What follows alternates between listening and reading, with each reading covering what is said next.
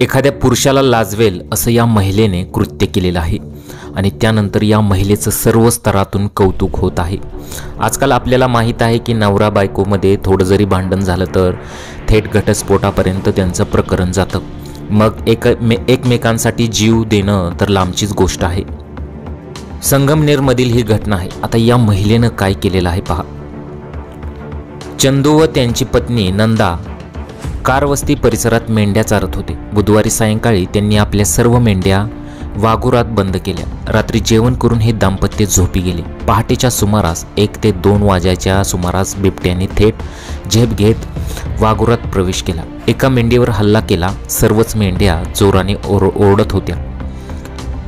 आता नंदा या झोपेतून जागे झाल्या।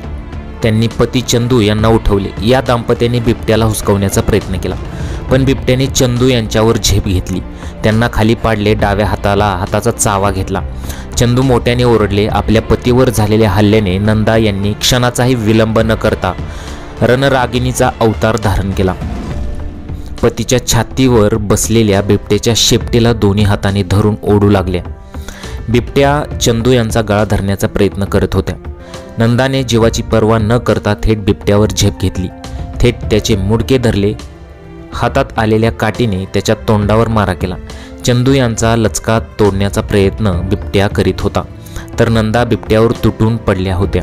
बाजूच्या वाघुरातून बिबट्याला बाहेर पडण्याचा मार्ग सापडत नसावा, त्यामुळे मेंढ्यांच्या कळपातच एकमेकांवर झेप घेण्याचा प्रकार सुरू होता। ही झुंज सुमारे 1 तास चालू होती, असे नंदाने सांगितलेलं आहे। माझ्या पतीवर बिबट्याने झडप मारली, त्यांना खाली पाडले। त्यांचा चावा घेत असताना मी बिबट्याचे शेपूट ओढत होते। पतीचा गळा धरण्याचा प्रयत्न तो करीत होता। मी बिबट्याच्या अंगावर झेप घेतली, त्याच्या तोंडावर काठीने मारा केला। त्याने मलाही जोराचा पंजा मारला। मी हटले नाही, त्याला मारत होते। अखेर सुदैवाने आमच्या दोघांचेही प्राण वाचले।